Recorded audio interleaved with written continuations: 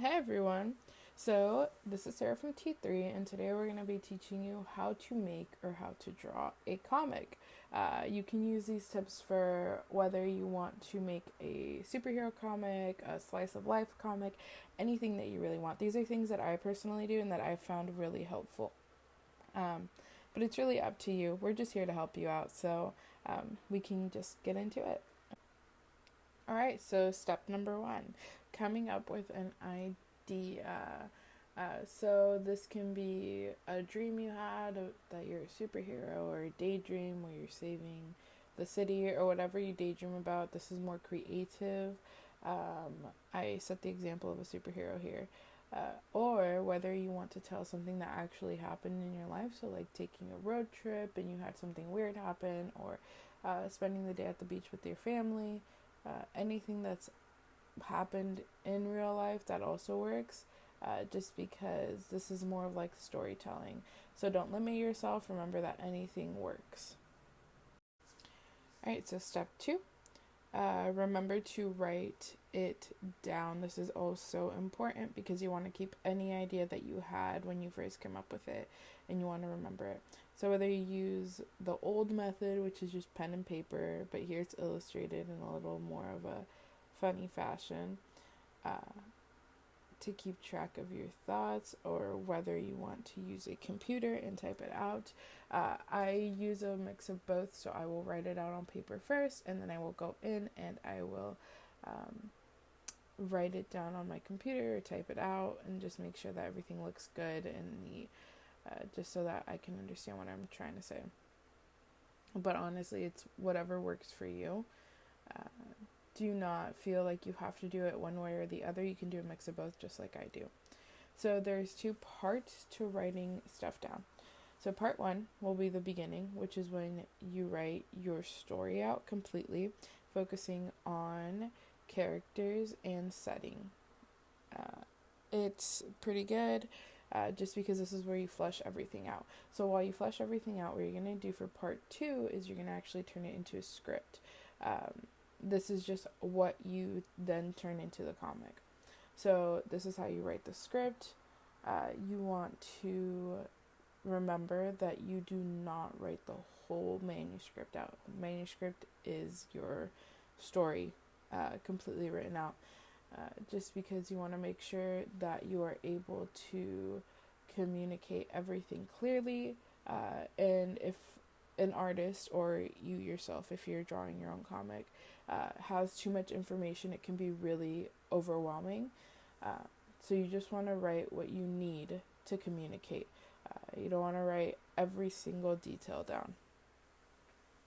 So this is kind of a script outline. So the title of your comic, it can be whatever you really want it. There's no rules to titling a comic.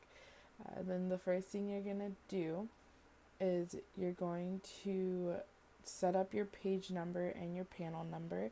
So page one, and then how many panels there are. So there can be 4, 5, 6. We'll get into those later. You'll see how people tend to page out their panels. After that, you're going to write down your settings. So your setting can be anywhere. For this example, I chose to write down a drive toward the forest, just because that's where our characters are headed. So you would see kind of forest like backgrounds, and you would see a car heading in. I should have written that down, but I did not. That's what you would typically write. So then you do characters. Character one is going to speak on this. So you do character one and then their line of dialogue, which in this instance is how long is this drive, I believe. Oh, will this drive be? And then you're going to write down their line of action. So this is when you look at that. So what you would write down typically is character one and then what they're doing. So in this instance, they're glancing towards character two. And you also put what direction they're glancing, and just making sure that you have those small details that you wouldn't really think about writing down, just because you want to make sure that this artist, can then communicate that into their drawings. And then you have character two. So character 2 will say whatever they need to say. It takes 30 minutes, 40 minutes, whatever. And if you've noticed here, I have capitalized character 1, character 2, and setting. The reason you do that is because you want to make sure that as a writer, you are communicating what's important in that area. So, character 1 and character 2 are now established characters in that script.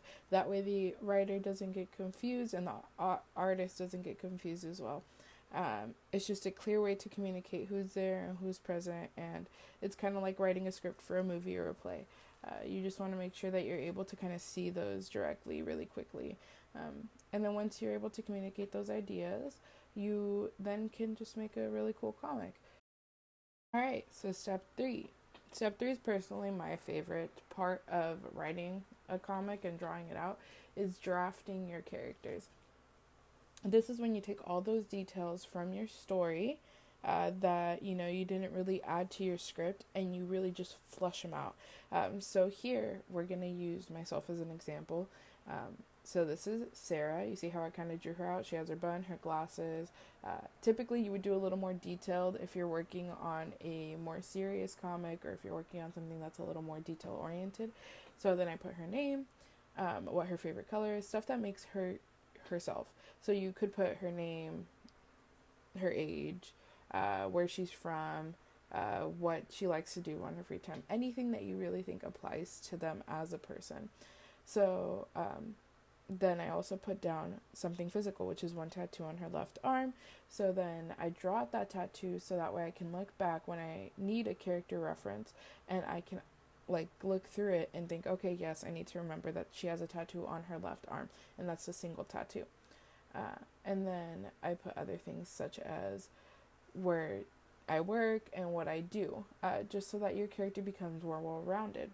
And then also, speaking of more well-rounded, this is a super important part. You're going to want to figure out exactly what makes your character a person or a human. Meaning that you want to make sure that your character has their own flaws or has stuff that isn't perfect about them, because that makes them believable, and that makes an audience feel like they can connect to that character and understand where they're coming from. So, as a silly example, I put that Sarah is lactose intolerant because I am. And then I also put that I'm afraid of the dark because I am. And then the last thing I put is that I'm an ugly crier, which will translate into my art, because if I have a scene where Sarah is crying, then I can draw Sarah as an ugly crier. So step 4 is you want to panel it out, meaning that you are now putting your drawings onto your paper and you are making it look like a comic-esque thing. So what you have already done is you've already made a script. So you have some sort of idea as to what you kind of want your page to look like, which is really good. It's a lot easier than going in and thinking, okay, this is the story that I want to tell. How do I tell it? You can just kind of reference back to your script at this point and think, okay, so with the stuff that I have, this is how many pages I want, and this is how many panels I want per page. And it's always going to be different per page. Do not worry about that. It is okay. So here I have set up some examples that you can use. You don't have to use these. These aren't the only way that you can panel stuff out. There's so many creative ways that you can look up online, whether it be YouTube or whether it be Pinterest, whatever you want. So these are 4 panels, 5 panels, and 8 panels per page, which is pretty noticeable right there. So this is a typical 4-panel one. This is what you'll see when you're reading more humor type or slice of life type comics. And then you have here, I've decided to draw one out for you. So it's our main character, Sarah from earlier. And Sarah has decided to have some toast. And you see right there, I'm drawing it out. I'm doing different angles for the way I draw it out. And then Sarah drops her toast, which is when she says, oh no, and there's a little bit right there. And then now Sarah's sad. So there's always ways that you can kind of take it and make it your own. Here's a 5-panel one, which looks kind of similar to the 4-panel one, but on the very bottom, we have a long rectangular panel. and then the 8-panel one. So typically you'll see pages with more panels set up right before you have a really big moment in the comic, or when you just want to communicate a lot that's happening, or you want to make it a little overwhelming for people. So now that you have your panels out, you have everything on the page and everything ready, this is considered the once you're done period. Whether it means you've just worked on your first draft or your final draft and you're just looking to, finalize some things, you're going to want to do a few things before you get to that point. So you're going to want to read it, meaning you're going to want to go through the whole thing and just lay it out and go through and read every section of it, because now you kind of get to read it as the audience member. Once you go through, you're going to notice some things you don't like, some decisions you made earlier while you were writing it that you weren't a fan of, so you make the proper edits. Do not worry if you have to start all over again. I've had to do it so many times and it can be so frustrating, but it's your work of art, and if you feel like it's something that you need to do, then do it. It doesn't make you a failure at all. After you've made those edits, what you're going to want to do is you're going to want to read it again. Just to make sure that you've gotten everything that you thought was a problem, or that you've gotten everything that you just didn't really like about it. After that step, what you're going to want to do is you're just going to want to enjoy it. You've worked really hard on this. You've had some ups and some downs, and it's okay. And just have fun with everything that you're doing. You have worked really hard and you deserve it. And if you ever need any help, make sure to contact us or come by the club when we reopen. We miss you guys a lot. Bye.